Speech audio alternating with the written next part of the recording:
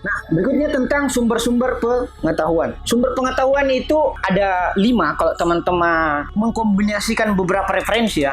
Walaupun beberapa referensi ada mengatakan 3, Mutahari dalam pengantaran epistemologi mengatakan 4, Bakir Asadar itu menambahkan wahyu, misalnya dalam falsafatuna. Sehingga saya mengkomunikasikan saja beberapa referensi ini.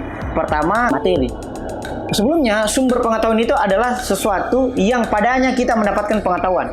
Sebagaimana definisi sumber adalah sesuatu yang padanya kita menemukan sesuatu yang lain.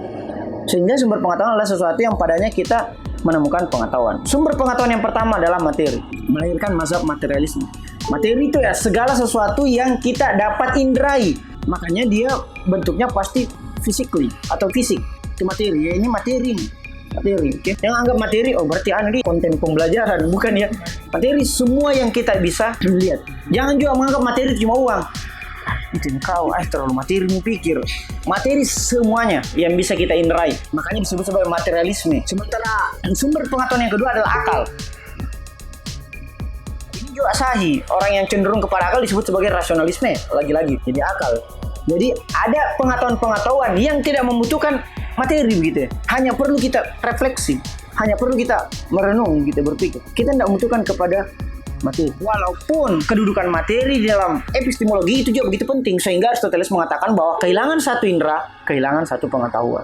Yang ketiga adalah hati. Hati juga ini salah satu sumber pengetahuan yang kita dapat bedakan dengan akal, walaupun beberapa filosof patologisi menjelaskan bahwa akal itu rasio, sementara hati itu akal juga yang kemudian disebut sebagai akal jatuh yang sifatnya lebih subjektif. Ada yang mengatakan hati itu lebih di atas daripada akal, ada yang mengatakan hati itu di bawahnya akal. Oke, nanti kita jelaskan. Jadi hati juga ini sumber pengetahuan. Sehingga biasa ada istilah kita dengar, mana ini siapa ku pilih?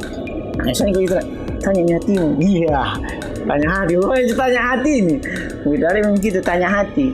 Itu membuktikan bahwa hati juga adalah sumber pengetahuan gitu. Jadi bahkan ada judul bukunya siapa, Habib Jafar, itu judul bukunya adalah Tuhan ada dalam hatimu.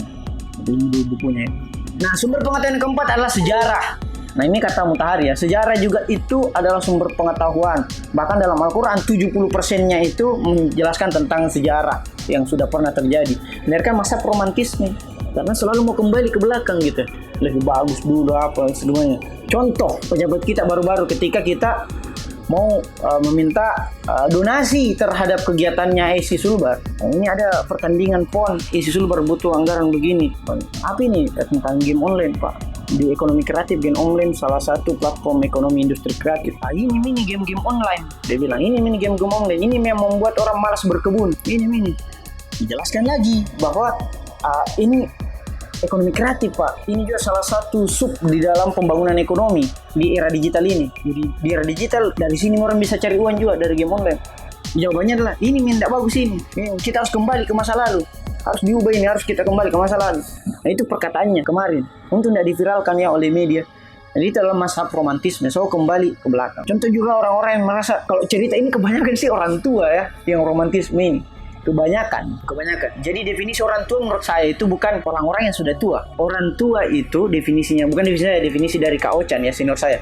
Definisi orang tua itu adalah orang-orang yang selalu membicarakan masa lalu. Jadi even dia masih muda secara usia, tapi kalau selalu masa lalu, itu artinya orang tua dia. Kan ada kan dalam perbincangan setiap warkop atau kafe selalu bilang begitu. Acara mungkin saya dulu itu toh, waktunya Kak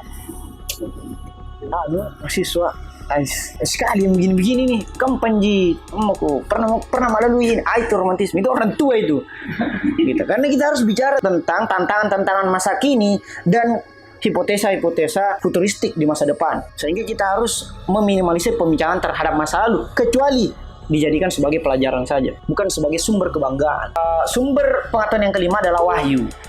Nah, wahyu ini menurut Bakir Asadar dalam falsafatuna juga merupakan sumber pengetahuan. Mereka masa profetisme. Dalam artian wahyu itu bisa juga dijadikan sebagai tempat di mana kita mendapatkan pengetahuan. Nah, selanjutnya pengetahuan tahap pertama dan pengetahuan tahap kedua, atau pengetahuan dibagi dari segi tahapan-tahapannya. Pengetahuan tahap pertama itu dipersepsi oleh indera. Jadi ini tahap pertama ya. Tahap pertama itu kita persepsi dulu oleh indera, sehingga dia a posteriori, artinya membutuhkan persepsi indera kita. Metodologinya tentunya empiris. Jadi pengetahuan tahap pertama itu pasti empiris.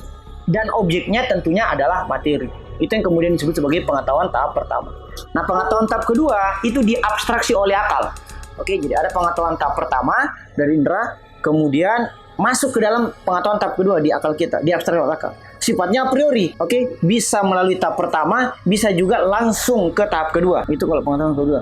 Sama metodologinya penyucian jiwa dan aksioma. Aksioma tadi sudah dijelaskan bagaimana kita mendefinisikan aksioma itu tentang PNL tadi, prinsip niscaya lagi rasional. Nah, ada beberapa filosof itu tidak fokus kepada argumentasi sebagai tahapan pengetahuannya, tetapi langsung kepada penyucian jiwa atau tazkiyatun nafs, sehingga melahirkan 3 mazhab filsafat secara besar dalam Islam.